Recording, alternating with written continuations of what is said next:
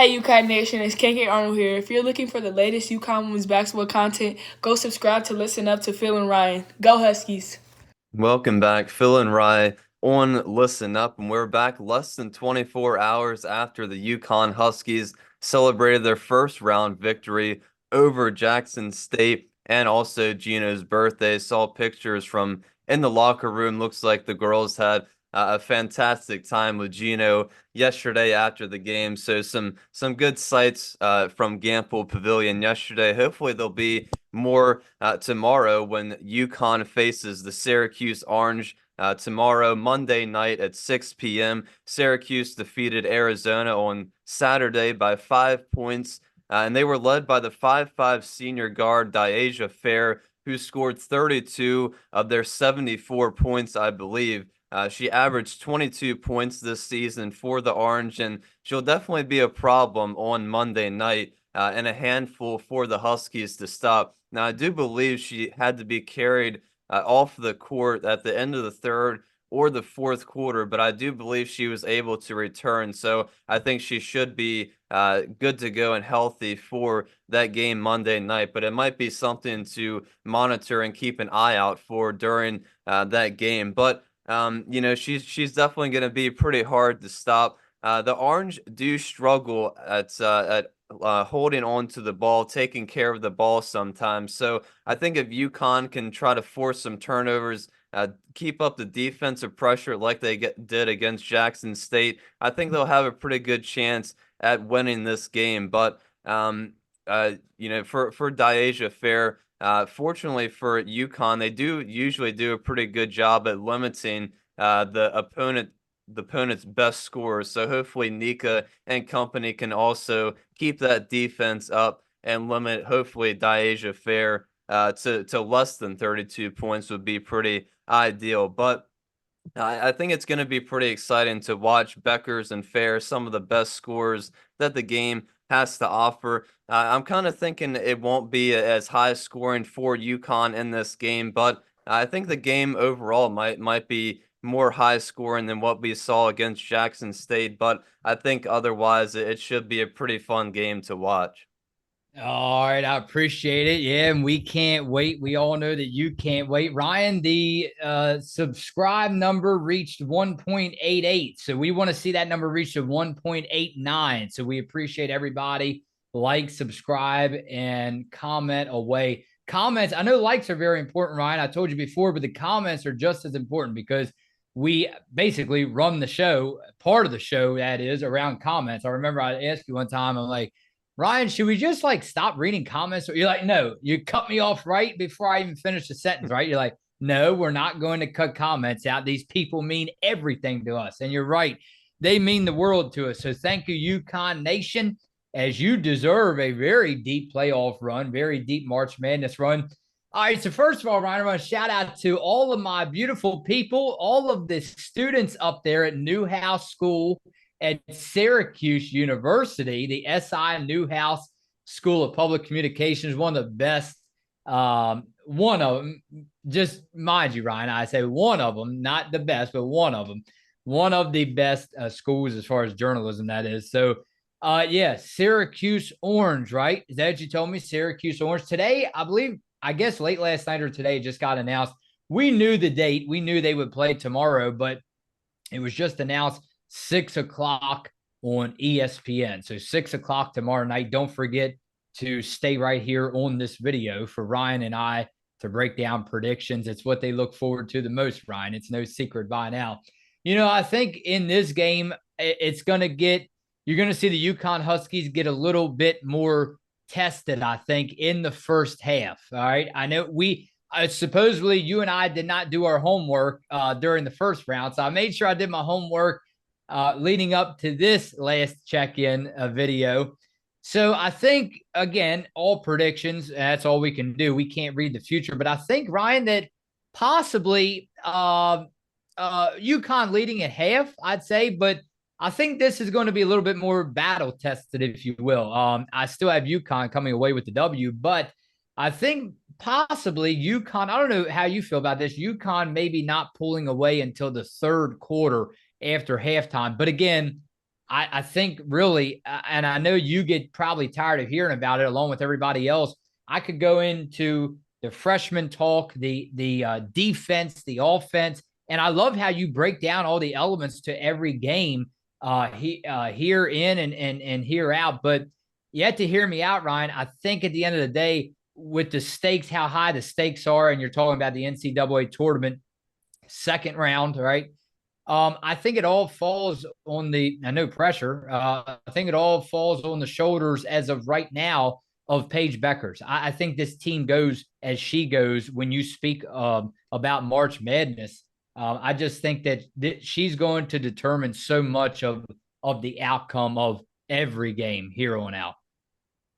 Yeah, definitely can't disagree with that. Paige and Aaliyah, like we said coming in, I think they're going to be the two to lead UConn in pretty much every game here on out for the season. But Ashlyn Shade was a nice surprise yesterday, scoring Surprise, her yes. career Yeah. high in her first NCAA tournament game. So if she can keep that kind of scoring up, it's only going to boost UConn even more and help them out to win these games even more. But yeah, Syracuse is definitely going to come to play, but hopefully UConn can do the same thing they did yesterday against Jackson State and use the crowd to their advantage. I'm sure it's going to be another sold out crowd or pretty close to that. So hopefully they can use that to their advantage, especially in the first quarter, get out to a hot start again, hopefully pull away from Syracuse. But if not, I do agree with you. I'm sure they'll, if not in the first half, I think by the third or fourth quarter, maybe start to pull away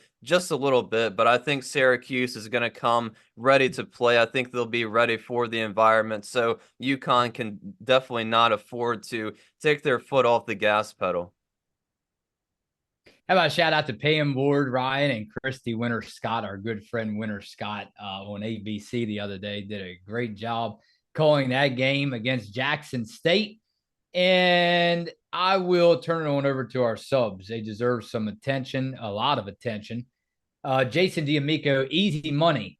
My game ball goes to Ashlyn Shade for this one. Note, that was the first time I ever saw Leah Edwards throw an elbow. In my opinion, she sent a message to everyone to stop hitting her in the face. She was justifiably frustrated. Peace. Yeah, it's definitely going to be interesting to watch Aaliyah moving forward. Of course, her last run with UConn definitely put on quite the performance again yesterday. But Syracuse isn't the biggest team; they're not the smallest team either. So I think it'll be interesting to watch Aaliyah. But hopefully, she can provide us with another double yet again on Monday evening. And Ashlyn Shade as well. Like I said, hopefully she can continue this hot streak that she's on. And if she can continue that through the tournament, that's going to really just explode the UConn offense even more. How about this username, Ryan? I know you know this name sounds familiar. Grobel, 2025 prospect. Laura Somfi. Hopefully, I'm saying that one right, Ryan. 6'3", was at the game today, as mentioned last time. UConn in her final 5. So, see, Ryan, a lot of big names. It just and that's again the beautiful thing about college hoops is, Ryan, you get to keep looking forward and forward and forward. There's no veteran players that are, I'm not saying nothing wrong with it. There's no veteran players, Ryan, that's going to be hanging around 10 plus years.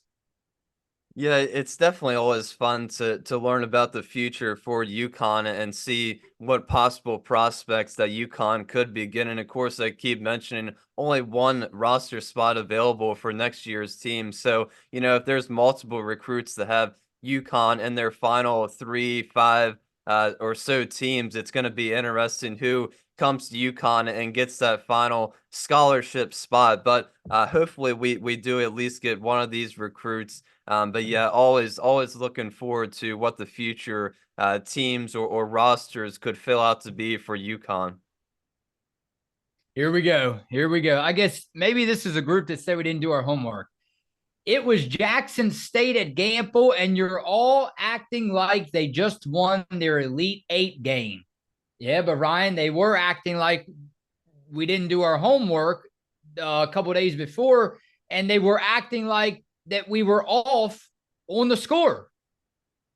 Yeah, yeah, I think we did get pretty close to the score prediction. UConn almost got to 90, but yeah, I was surprised at the amount of people that said it was going to be a close game. Like I said, Jackson State definitely didn't back down. So you have to respect them for at least coming in and putting forth the effort to keep up with UConn. But in the end, it just obviously wasn't enough. UConn pulled away by quite a bit there, before the first half ended. So Jackson State, great run for them during the regular season, but the atmosphere, UConn's offense and defense combined, just way too much for the Lady Tigers. About one more, Jeanette Adams. Thank you, Jeanette. Solid fundamental offensive and defense tempered Jackson State. The refs let it get a little chippy. Ryan, I think it's going to get a lot more chippy down the stretch. Freshman starters were awesome, especially Ash. Great breakdown guys. I really wanted to see a 90 on the scoreboard. Don't you? I mean, no disrespect to the smaller, not the smaller teams, but the ones that don't get in the spotlight a lot more. With the Gatorade commercials and all, you know what I mean, Ryan. Yeah. So it don't you kind of it just I don't know. It's a little bit weird how you don't see that chippiness coming in or that trash talk rather until like later in the later rounds. It's the big names, the big teams. Not saying it can't happen against in the first or second round, but yeah, it just seems like it's something to do with them schools, them big schools. Yeah, I honestly wasn't surprised by the chippiness, if you will, that Jackson State came with yesterday. I think it was one of the things they had to do to try to keep up with UConn and somehow keep the game close, and they definitely tried it. But yeah, I think it'll get even more chippy as we go through these rounds. Probably it's going to be interesting too because there was a lot of whistles in the second half yesterday. So the fouls, especially with UConn, the lack of depth that they have, nobody can afford to get into foul trouble. So that's always something we have to keep in mind with all these games that we do have left on the schedule. But yeah, it's going to be interesting to see what the atmosphere provides and see if Syracuse really tries to drill it into UConn, try to get in their heads, mess up their tempo, or some sort of thing like that. All right, Ryan, Syracuse and UConn tomorrow at 6 o'clock. Syracuse coming fresh off of a big win, eliminating head coach Adia Barnes and company. Arizona Wildcats are done. Next up on Syracuse list, the UConn Huskies. And Ryan, I will see you right back here tomorrow night. Can't wait. Are you going to be on time or a little bit later tomorrow night?